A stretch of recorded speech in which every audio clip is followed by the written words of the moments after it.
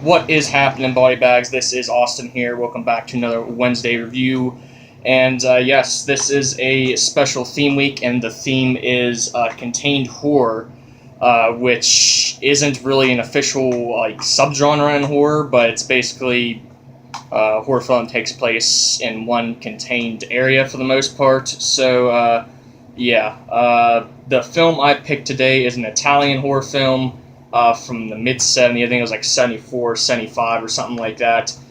And that is Night Train Murders. Huge shout out to Derek for sending me this Blu-ray. This was months back that he sent me this, but it kind of got me introduced to this horror film. I'd heard of it before, but it wasn't really on my radar, to be honest, when he gave it to me. And so huge thanks to him for sending me this and introducing me to this film. So, this is my second time watch of this film. The film is about these two girls who are heading to one of the girls' parents' house for a Christmas vacation, and they're taking a train from Germany to Italy, and basically these two thugs, along with this really, really weird, messed up woman, all get on the same train as these two girls, and they basically just torment them the entire time, the entire train ride. This film, if you can, the tagline is, you can tell yourself it's only a movie, but it won't help. Very, very similar to Last House on the Left, and this film is extremely similar to Last House on the Left in the structure, as the last half hour of this movie or so turns into a revenge movie. So again, very similar to Last House on the Left, and again with being a kind of a rape revenge type film as well. But after that, that's really where the similarities kind of ends, because pretty much everything about this movie is better than The Last House on the Left.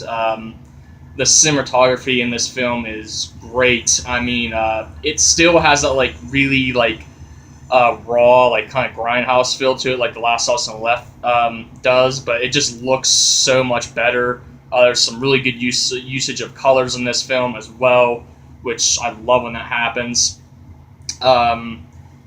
The performances in this film are all pretty much fantastic, and the best part about this film, I think, is the score done by Ennio Morricone, who of course did the score for a bunch of Argento's movies, as well as The Thing, among many, many other movies, hundreds of other movies. But as usual, he does a great, great job with the score. It really, really fits the tone of the film. It's like this really creepy, harmonica type score it's got going on. That mixed with the colors and stuff create this great, great atmosphere for this film. And the thing I really, really appreciate about this film that really surprised me, because it makes it out to be it's gonna be this movie's gonna be super, super graphic. There's gonna be a lot of really sick, kind of nasty scenes in this movie, and this movie does not show anything. There's no nudity or anything in this movie. They don't really show any the rape scenes or anything like that, which it's really weird for a rape revenge movie to do that. Usually there's a lot of on-screen graphic stuff going on, but it just goes to show you don't really need it. It's just as effective, even more effective in this film, just by letting our imagination take over and fill in the blanks of what's going on, because most of the time our imagination is a lot worse than what could be happening on screen. So it kind of uses that in a way. And this is, like I said, this is my second time watching this film. I rated it pretty highly the first time. I came up on it even more the second time. I just think this movie's brilliant. It has a really nice, not really hidden message in the film, but it has a message it wants to get across, and it does that very, very effectively. The ending of this film, too, is pretty similar to Last House on the Left. There's really nothing different about it. It just goes along. It just ties together like the message of the film at the end as well, which is really, really cool. But yeah, if you guys have not checked this one out, I highly, highly recommend this one.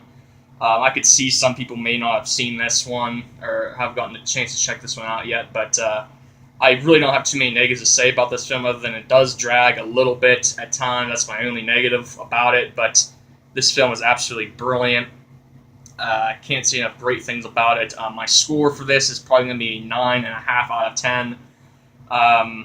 Yeah, I absolutely love it. And, you know, I'm usually not really high on, like, rape revenge films just because I don't enjoy watching people get raped on screen. I don't think anybody really does. I just don't find that enjoyable to watch. But the way it's presented in this film and the way the story comes together and just the filmmaking in this film is just brilliant, and I love the way it's done. So that does it for that. Thank you guys so much for watching. Make sure you guys stay tuned for the rest of the awesome reviews for the week, and I'll catch you guys next time. Peace.